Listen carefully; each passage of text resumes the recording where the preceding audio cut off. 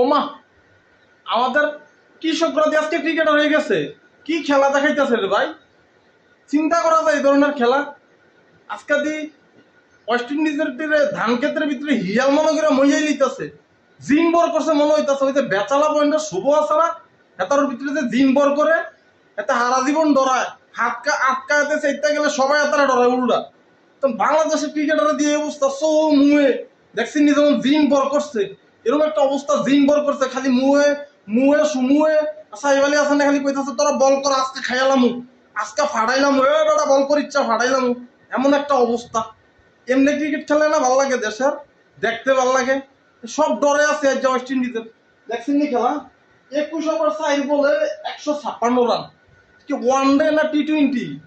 আর West Indies এমন হইলে তো আর খেলতে হইতো না বাংলাদেশও, এটা মনে হয় শেষ খেলা।